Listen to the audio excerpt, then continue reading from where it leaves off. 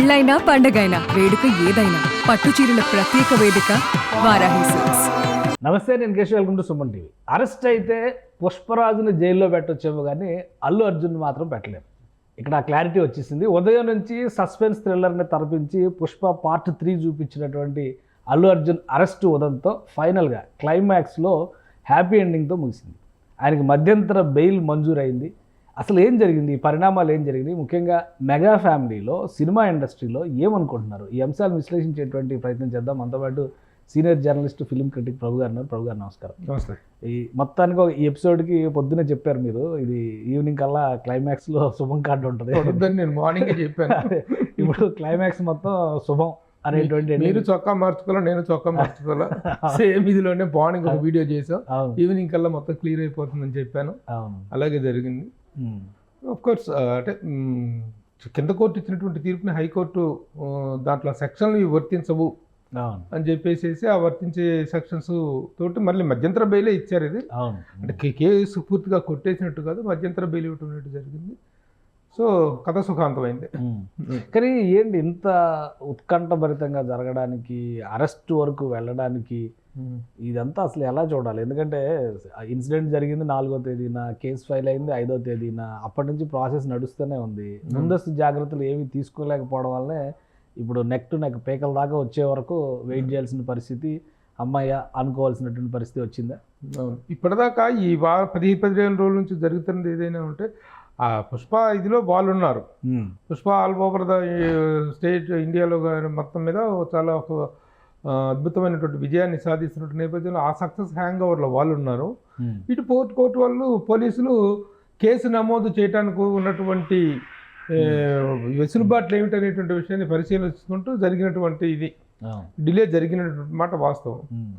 ఆ డిలే అనేటువంటిది ఇవాళ జరిగింది. వీళ్ళు కూడా నాకు ఏం జరగదులే, కేసు ఇదవుతుందిలే అనేటువంటి దీంట్లో ఉన్నారు. నంద్యాల కేసులాగా తీసుకున్నారు, కేసుని తీసుకోవటం జరిగింది. ఏదేమైనప్పటికీ కూడాను కోర్టు ప్రొసీడర్ వీళ్ళు పోలీసులు కేసు బుక్ చేయటము, ఇది ప్రజెంట్ చేయటం, కోర్టులో ప్రవేశపెట్టడం, శిక్ష పట్టడం, అది మళ్ళీ వెంటనే బయలు రద్దవటం, అంతా ఒక చిన్న నాటకం. రిమాండ్కి వెళ్ళి మళ్ళీ వెనక్కి రావడం. ఇప్పుడు రిలీఫ్, పెద్ద రిలీఫ్. అసలు ఏం జరిగింది, ఇంట్లో ఏం జరిగింది? ఇప్పుడు అల్లు అరవింద్ గారు అయితే ఆయన వెంటే ఉన్నారు. చిరంజీవి గారు ఇన్స్టెంట్గా అక్కడ సినిమా షూటింగ్ కూడా రద్దు చేసుకొని బయలుదేరి వచ్చారు. నాగబాబు గారు వెళ్ళారు, పవన్ కళ్యాణ్ గారు బయలుదేరి వచ్చారు. ఇప్పుడు ఆ ఫ్యామిలీలో ఏంటి పరిస్థితి?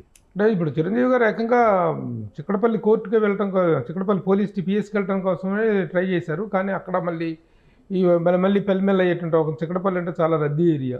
మళ్ళీ ఈయన చిరంజీవి గారు కూడా వెళ్తే అక్కడ చాలా ఇబ్బంది అవుతుందని చెప్పేసి తన మీద అది రద్దు చేసుకొని ఇంటికి వెళ్ళి పరామర్శించడానికి ఆయన వెళ్ళటం జరిగింది. సరే, ఇది జరిగింది మామూలు విషయం కాదు కదా.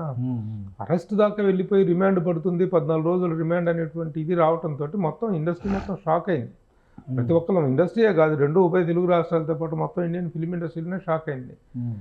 ఇది విషయమేమో చిన్నది, జరిగినటువంటి ఇదేమో చాలా పెద్దది. చిన్నదంటే చిన్నది కాదు, ఒక వ్యక్తి చనిపోవటం అనేటువంటి, చిన్న పిల్లడు ప్రాణాపాయ స్థితిలోకి వెళ్ళటం అనేటువంటిది చిన్న విషయం అంటల్లా. అంటే అందులో ఈయన ప్రమేయం ఏంటి, ఈయన పాత్ర ఏమిటి అనేటువంటి దాని మీద చాలా తర్జన జరిగింది. నిజంగా అలా వెళ్ళటం అనేటువంటిది అది ఎవరు దాన్ని సమర్థించరు. సెక్యూరిటీ మెజర్మెంట్స్ ఏం తీసుకోకుండా వెళ్ళింది మాట నిజమే. కానీ ఇంత దిగ్భ్రాంతికరమైనటువంటి తీర్పు వస్తుంది, ఇంత ఇదవుతుంది అనేటువంటి, ఇంత సంచలనం సృష్టిస్తుందని ఎవరు ఊహించలేదు. సరే, ఏదేమైనా ఈ రోజు మొత్తం కూడా ఒక పెల్మెల్ క్రియేట్ అయింది. పుష్ప కనుక ఛాలెంజ్ చేస్తాడు, పట్టుకో దొంగల్ని పట్టుకో అని చెప్పేసి, నేను స్మగ్లింగ్ చేసి తీరుతాను, ఏం చేస్తావు చూసుకో అన్న ఆ ఎపిసోడ్ ఎంత ఉత్కంఠగా సాగిందో, ఈ ఎపిసోడ్ కూడా అంత ఉత్కంఠగా సాగింది, సుఖాంతమైంది.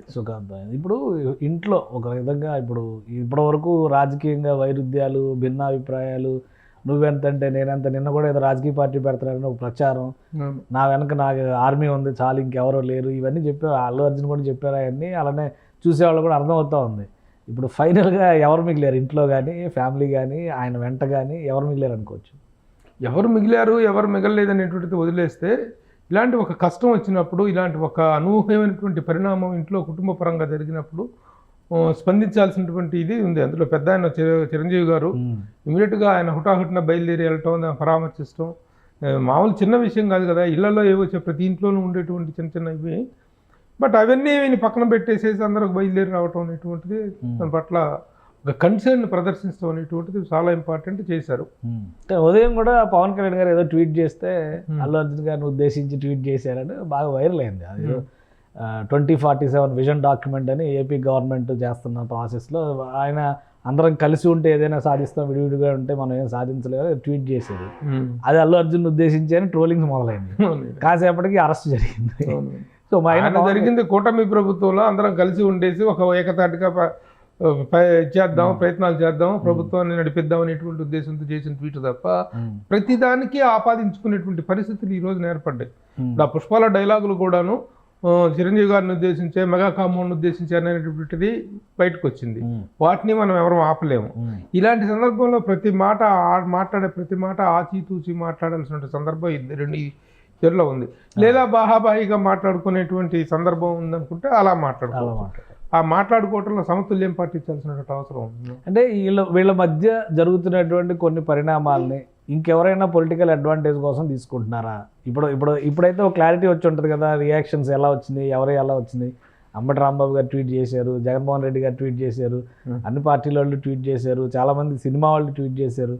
సో ఇవన్నీ చూసిన తర్వాత ఇంకా ఈ బాండ్ బలపడుతుంది అనుకోవచ్చా? ఎందుకంటే అరవింద్ గారు ఆయన అసలు అర్జున్ గారి కంటే ముందు కారు ఆయన ఎక్కారు, పోలీస్ వెహికల్ ఆయన ఎక్కితే గుడ్ అయినా బ్యాడ్ అయినా నేను చూసుకుంటాను మీరు దిగండి అని చెప్పి ఆయన దింపి ఓన్లీ అల్లు అర్జున్ ఎక్కి వెళ్ళారు. సో అంటే ఫ్యామిలీ అటాచ్మెంట్, ఎమోషన్స్ ప్రజల ముందర కూడా కనిపించింది. ఈ ఇన్సిడెంట్ తర్వాత వీళ్ళ మధ్య మరింత ఐకమత్యం, ఆ అడ్వాంటేజ్ తీసుకోవడానికి ఎవరు ప్రయత్నించారు అనేటువంటి దాన్ని మనం చూసుకున్నట్టయితే మొన్న పోస్టర్లు పడ్డాయి, మనం చూసాం. జగన్మోహన్ రెడ్డి మా కోసం మీరు వచ్చారు, మీకోసం మేము వస్తున్నాం అని చెప్పి జగన్మోహన్ రెడ్డి గారి తన పోస్టర్ వేసేసి తన ఫోటో పెట్టేసి పోస్టర్లు వేసిన విషయం చూసాం. వాళ్ళు ఆ రోజున దాన్ని తీసుకోవడానికి ప్రయత్నించారు, అడ్వాంటేజ్ తీసుకోవడానికి ప్రయత్నించారు. ఈ రోజున అందరూ కూడాను సానుభూతి తెలియజేస్తూ అందరూ కూడా ట్వీట్లు చేయడం జరిగింది. అటు వైఎస్ఆర్సీపీ వాళ్ళు ట్వీట్లు చేశారు, జగన్మోహన్ రెడ్డి గారు చేశారు, ఇటు అంబటి రాంబాబు గారు చేశారు, ఇంకా చాలామంది వైసీపీ వాళ్ళు చేశారు. ఇటువైపు నుంచి మద్దతు. ఇది మొత్తం టోటల్గా అందరూ కూడా కన్సర్న్ ఫీల్ అయినట్టు. ముఖ్యంగా ఫిలిం ఇండస్ట్రీ మాత్రం షాక్లో ఉంది. ఫిలిం ఇండస్ట్రీ మాత్రం ఇంత జరుగుతుంది, ఇంత అవుతుంది అనేటి మాత్రం ఎవరు ఊహించలేదు. కానీ ఎప్పుడైతే మళ్ళీ బెయిల్ వచ్చిందని అన్నారో అందరూ కూడా రిలీఫ్గా ఫీల్ అవటం జరిగింది. అంటే యాక్చువల్గా రాంగోపాల్ వర్మ, పోసాని కృష్ణమురళి ఇట్లాంటి వాళ్ళు ఇన్సిడెంట్ జరిగినప్పుడు ఎవరు పెద్ద కావాలి అరెస్ట్ అయితే అవుతారన్నట్టుగానే ఉన్నారు. అల్లు అర్జున్ అరెస్ట్ అవ్వడం మాత్రం ఇండస్ట్రీకి షాక్ అనుకోవాలి. షాక్, ఎందుకంటే ఇన్సిడెంట్ కూడా అలాంటిది. ఇన్సిడెంట్ కూడా తన ప్రమేయం లేకుండా ఒక ఇన్వాలంటరీగా జరిగినటువంటి విషయం. ఇంతకంటే దారుణమైనటువంటి తొక్కిసలాటలు జరిగి, ఇంతకంటే దారుణమైనటువంటి ప్రమాదాలు జరిగినటువంటి సందర్భాలు కోకొలలుగా ఉన్నాయి. అలాంటి వాటిల్లో జరిగినటువంటి అరెస్టులు, అలాంటి వాటిల్లో జరిగినటువంటి ఈ ప్రొసీడింగ్స్ అన్నీ కూడా ఇప్పుడు అల్లు అర్జున్ విషయంలో జరగడం అనేటువంటి ఒక దిగ్భ్రాంతికరమైనటువంటి ఇదే. అంతా షాక్ అయ్యారు.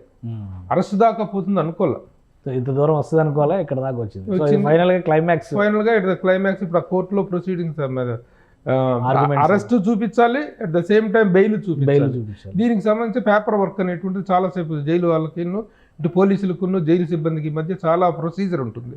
ఆ ప్రొసీజర్ మాత్రం పూర్తయిపోయి 2 గంటల్లో బయటకు వచ్చేసేటువంటి అవకాశం ఉంది. రైట్. థ్యాంక్ యూ ప్రభు గారు విశ్లేషణ అందించినందుకు.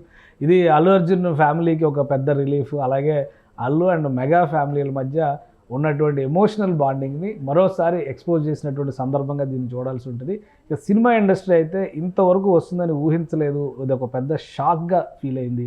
ఫైనల్గా కోర్టు తీసుకున్నటువంటి నిర్ణయం వల్ల అల్లు అర్జున్కి బిగ్ రిలీఫ్ వచ్చినట్టే భావించాలని ప్రభు గారు చెప్తున్నారు. రాజకీయాలు పక్కన పెడితే సంబంధ బాంధవ్యాలు అలానే బంధుత్వాల విషయంలో అల్లు మెగా ఫ్యామిలీలో ఒక క్లారిటీ ఉంది. ఇది బయట నుంచి రాద్ధాంతం చేసేటువంటి వ్యక్తులకి సంబంధించినటువంటి ఒక హెచ్చరిక లాంటి సందర్భంగా చూడాలని ప్రభు గారు విశ్లేషిస్తున్నారు. ఇది స్పెషల్ డిస్కషన్. Keep watching.